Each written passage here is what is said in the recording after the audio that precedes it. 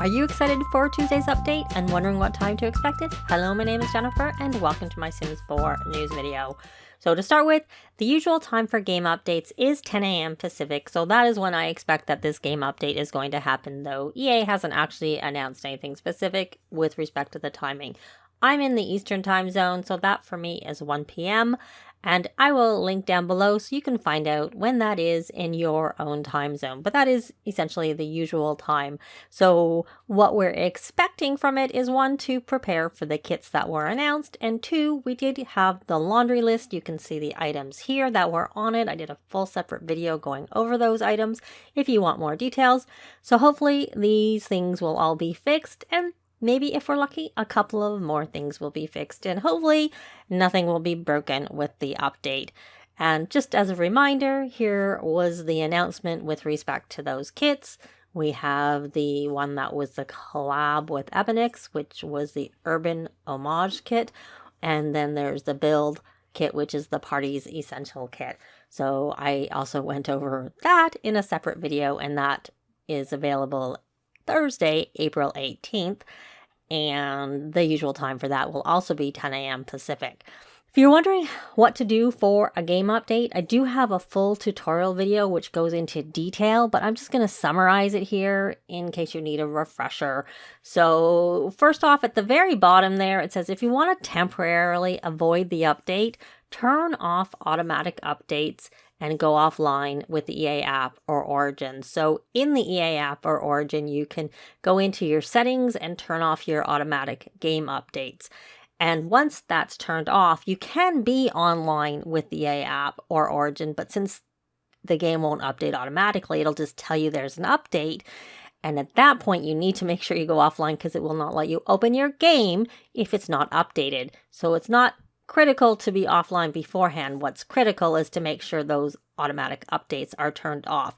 However, I don't think that's an option with any of the other platforms. But if you are on the EA app or Origin, my understanding is that's still the case with Origin. Of course, I'm not on Origin anymore because I don't play on a Mac.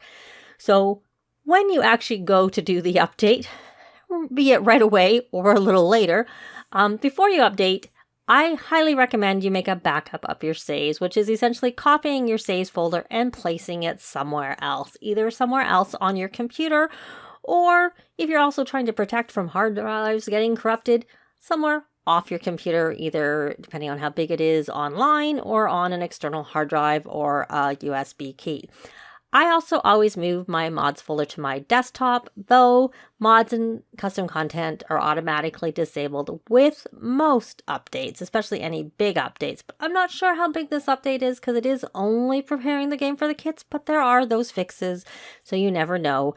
And Luth has a list that tracks the mod impact over on EA Answer headquarters, and Scarlet also has a list. And I will link to the current list for Luth, which may be reused. It depends on if there is much impact, whether or not she does a new list or not.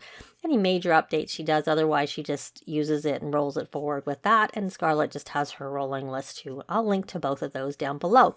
So after you update, you should repair your game in the EA app, or if you're on a Mac, on Origin. And then I recommend you delete your local thumb cache file and then wait until your mods or custom content are cleared or updated before adding them back in. And again, a reminder, those mods and custom content are automatically disabled with most updates. But even though they are automatically disabled with most updates, they can still cause problems being in your game, even if they're disabled, which is why I recommend moving your mods folder to your desktop because they can still cause issues. Though, the little add-on to that, certain mods put things in your saves folder, like the 18 plus Wicked Whims and Wonderful Whims, and I think there are others, and they'll put their settings files in your saves folder. So you should move those to your desktop also at the same time if you use any of those. So just look in your saves folder and see if there's anything that doesn't look like it's a save. Take that out too. Don't delete it, just move it. But anyway, so that's just it for this basic summary. Let me know if you're excited for those bug fixes. If you're concerned, if you're going to be like me, I'm going to wait to make sure there's no issues. I'm not really expecting any issues, but I also wasn't expecting any issues with the Crystal Creations base game update. And there were issues with that. So I'll probably wait to make sure there isn't anything major. And then once I find out that there isn't, which is my expectation, then I will do my update. But that's going to be it for this video. Thanks very much for watching, and I'll see you next time. Bye!